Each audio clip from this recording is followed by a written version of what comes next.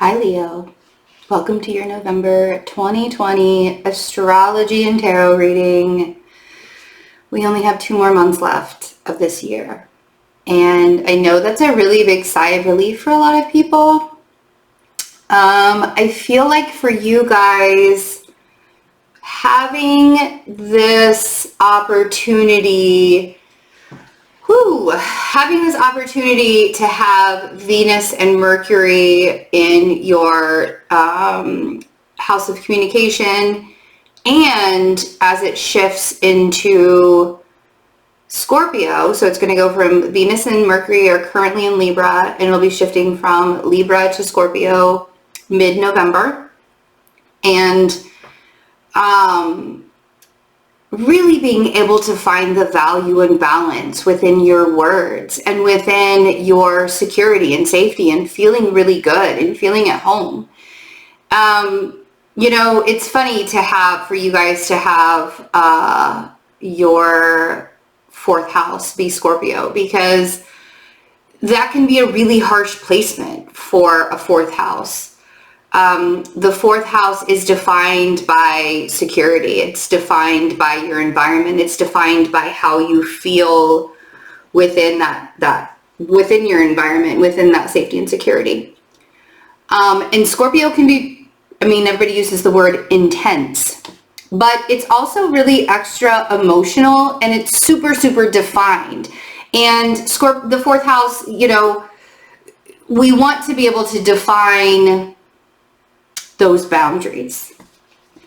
And I think, it's kind of a gift that you guys are being given to have Venus and Mercury in your communication sector and then moving into your house sector, because it's almost like the balance is going to come, and then the love and protection and guidance as we move into later November will come.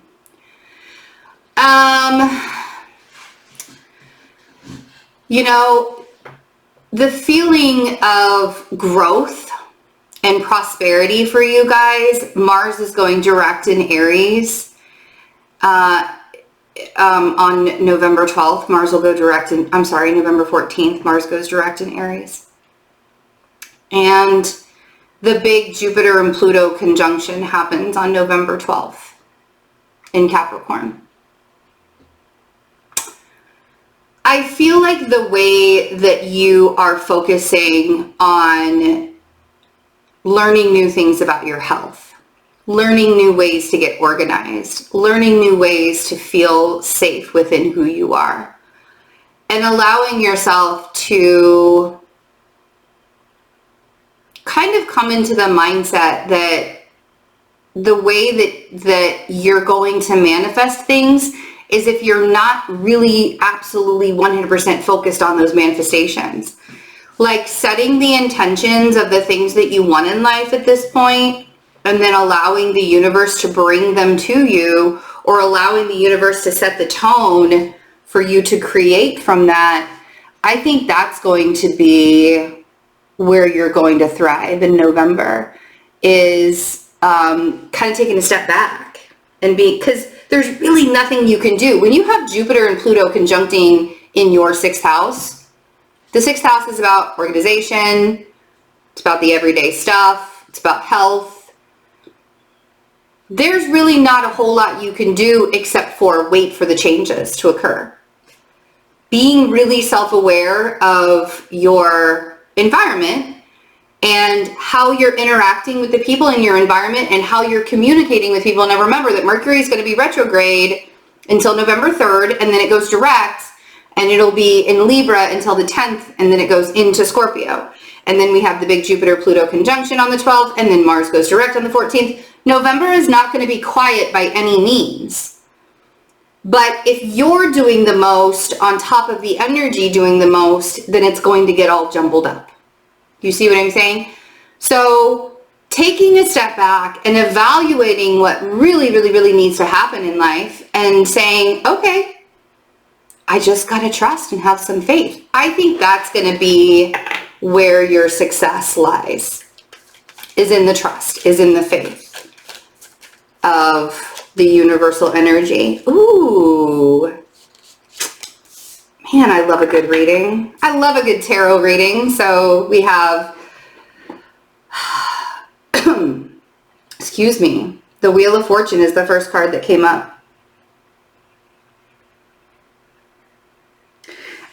Taurus got the Wheel of Fortune as well. So if you are a Taurus watching because you also have a Leo rising or a Leo moon, definitely. The energy is shifting for you. There's something that's having to break down and you intuitively already, okay, so there was a card that was hiding. I love it when they do this. Okay, so we have the Wheel of Fortune first, then we have the High Priestess, and then the Three of Swords. But behind the Three of Swords, there was something that was hiding, and it was the Ten of Cups. Chink, right? So, and we're going to leave that together because obviously that's a pair. But I feel like intuitively you're recognizing where it is that you sort of have to let go of certain pain and really accept things. A lot of this has to see is that you knew that Ten of Cups was an illusion. You saw it coming a mile away. This High Priestess, it could be that a Pisces was lying to you possibly even, but that Three of Swords on the Ten of Cups, like you knew that was an illusion. You saw it coming before it even happened. You saw it was happening. And so when the energy shifts and it actually like shows it to you and it's no longer a secret and it's no longer being hidden from you, when you're finally seeing it and allowing it, that's when, yeah, like there's some kind of like, it comes to fruit, it comes out, right? It's shown. I don't think there's a surprise. I don't think you're surprised by it. I think you're like, I mean, it's not that it's going to be less painful. If you're not surprised by it, it won't be less painful. But this gives you an opportunity to move forward. This gives you an opportunity to place your energies and focus on other things and not necessarily be so dead set on that Ten of Cups coming to fruition. What's the Ten of Cups? The Ten of Cups is overall emotional happiness, overall emotional security. Hold on one second. Sorry, whenever I get an email from the school, I have to stop and look at it. And for some reason, I had a feeling I had to look at it. So thanks for your patience. Okay. So once this illusion is brought to light for you, and the energy starts to shift, and maybe you're the one that shifts it. Maybe you're the one that brings everything to light. You can start focusing on different things. You can start focusing on stuff that actually matters to you. You know, and this is what I mean by we don't actually really know what the energy is going to do for us. We know that there are really big things happening, and what can we do but be patient and allow ourselves to flow with it? Like, what else are we really supposed to do with everything that's going on? We can be so self-aware of who we are that we don't place ourselves in harm's way or do something stupid that changes our own course, our own journey, our own path, right? But I think overall, the actual realization that some things in your life were not as pretty as the picture that were originally painted for you, you know? So let's see what this Wheel of Fortune is before we get too far ahead of ourselves. Let's see what this Wheel of Fortune is. Because there is a major shift. And I do think that because this was the first card that came out, it's sort of setting the tone, oh yeah, for a whole new beginning. Now, you may have to risk it. You may have to take a risk. There may be something that you're going to have to do where you're like, oh man, I am not entirely sure that I feel really 100% good. I mean, not necessarily that you don't feel good about the decision that you're making, but like, is it time? Do I need to wait longer? You know, like to me, this feels more like a time thing, right? Like Jupiter and Pluto in your 6th house are really saying like, it is time for you to make changes. And all of these changes are going to bring something much better for you, but you have to trust yourself and you have to trust the universe, right? If we're not committing to ourselves, then who are we committing to?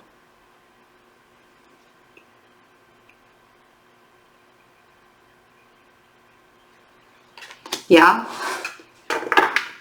Could be dealing with an Aries or a Pisces energy.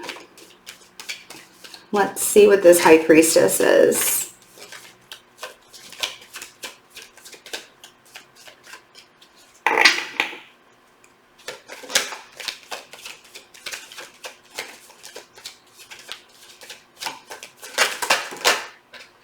Okay.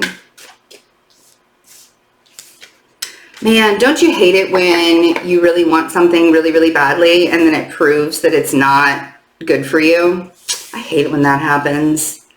That is like the least cute of all of the surprises the universe does to us, right? It's like, oh, did you really think that this was the thing that you wanted and it was going to be really good for you and this was going to be an amazing thing and da-da-da-da-da-da-da, right? You saw this happening. You saw that whatever it was that you were trying to manifest or whatever it was that you really, really wanted, you know, and you probably went like head first into the deep end on it.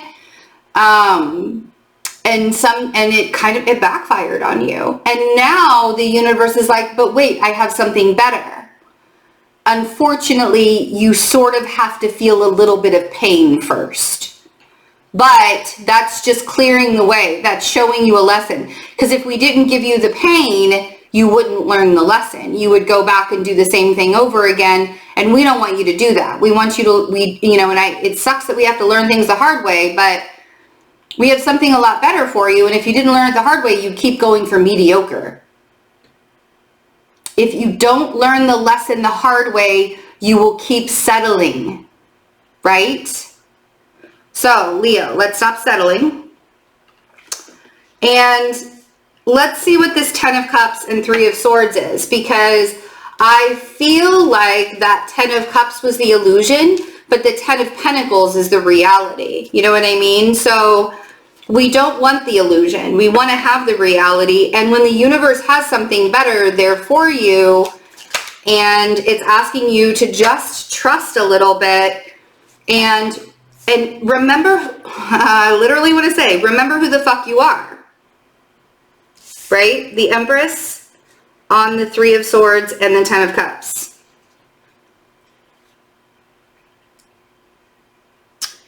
Doesn't take a genius to clearly see that the universe is like, no, baby, that wasn't good for you. Right? The Empress deserves better than that Three of Swords, and actually deserves better than the Ten of Cups, because the Ten of Cups is the illusion part in this story. We want the reality.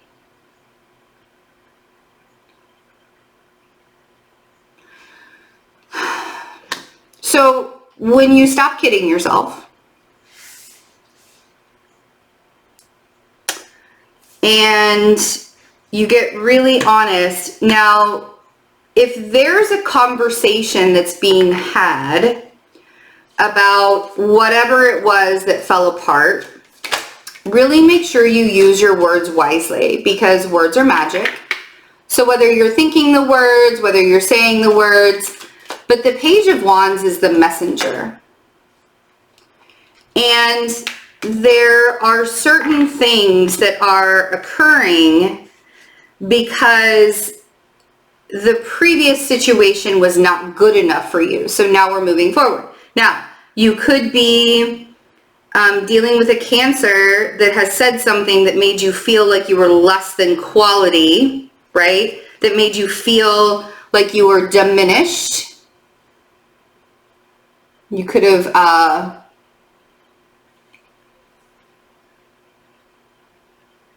heard some things from a Cancer that made you feel diminished.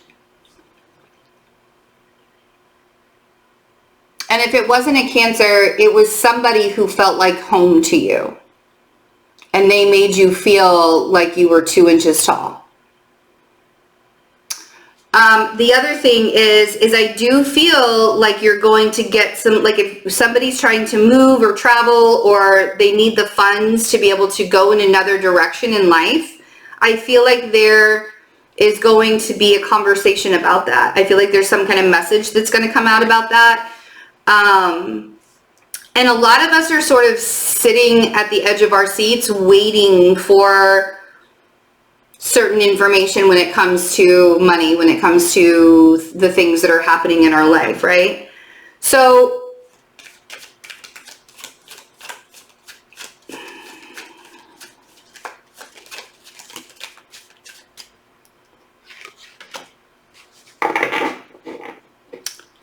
the Page of Cups on the Six of Pentacles. What do you want, Leo? Because whatever it is that you want, that's where your attention needs to go, but not in a longing and desiring kind of way. Not like, oh man, I really wish I had. No, we're not doing that. What we're doing is we're closing our eyes and we're sitting in the moment of what that would feel like to have our desire. And that's the energy that we're going to give.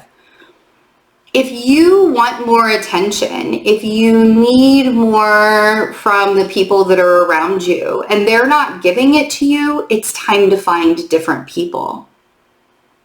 Because nobody is going to think that you're too, not nobody who is worth value, in your life. People who truly care about you, people who truly care about your existence, people who truly care about your needs and wants and desires, they're never going to say you're too much. They're never going to say you can't do something. They're never going to be